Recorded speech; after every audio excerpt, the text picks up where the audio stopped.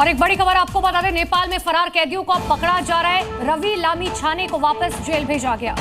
दरअसल हिंसा के दौरान लामिछाने को छुड़ा लिया गया था। धोखाधड़ी के आरोप में जेल में बंद है और पूर्व गृह मंत्री रवि लामिछाने को एक बार फिर से जेल में वापस भेजा गया। यूपी के मुख्यमंत्री योगी आदित्यनाथ ने नेपाल के हालात पर पहली बार प्रतिक्रिया दी। उन्होंने कहा, अगर छोटी छोटी बातों को नजरअंदाज किया जाए तो वो बड़ी समस्याएं बन सकती हैं।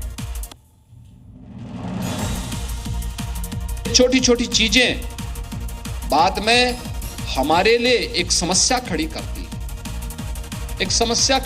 है। आपने अभी देखा होगा नेपाल में क्या हो गया। नेपाल में जो हुआ उसकी वजह सीएम योगी ने छोटी छोटी बातों को इग्नोर करना बताया है। सीएम योगी का मानना है कि नेपाल में छोटी छोटी बातों पर ध्यान नहीं दिया गया, जिससे बात इस कदर बिगड़ गई। राम मनोहर लोहिया आयुर्विज्ञान संस्थान के स्थापना दिवस पर पहुंचे। सीएम योगी ने इस बात पर जोर दिया कि हर फील्ड को लोगों को पूरी सावधानी और संवेदना से काम करना होगा। छोटी छोटी बातों का समाधान करना होगा, जिससे विकास और प्रगति बाधित न हो सके। नेपाल में हुए तख्ता पलट पर बाबा बागेश्वर धीरेन्द्र कृष्ण शास्त्री ने बड़ा बयान दिया।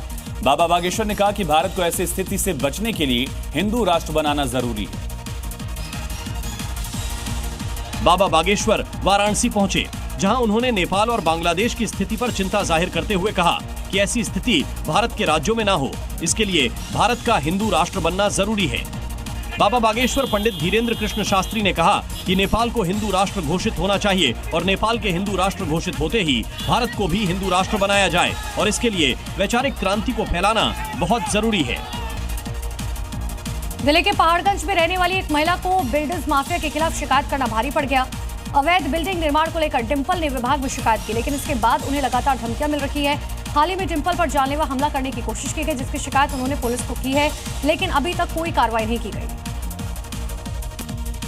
दिल्ली में नारकोटिक्स टीम ने बड़ी कार्रवाई की, जहां टीम ने बिहार और आंध्र प्रदेश से गांजा लाकर दिल्ली में सप्लाई करने वाले 4 तस्करों को गिरफ्तार किया।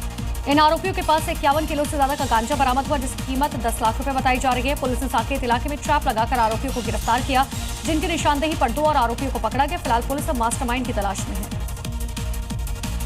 राजधानी दिल्ली में हुई बारिश लोगों के लिए परेशानी खड़ी कर रखी है। द्वारका सेक्टर 12 मेट्रो स्टेशन और सिटी मॉल के पास की सड़कें पूरी तरह टूट गई हैं। हालात ऐसे बन गए कि इन गड्ढों की वजह से आए दिन हादसे होते हैं। कई वाहन पलटने तक की घटनाएं सामने आ चुकी हैं। लोगों का कहना है कि बारिश के बाद सड़कें बर्बाद हो गई और प्रशासन से बार बार शिकायत करने के बावजूद कोई कार्रवाई नहीं होती।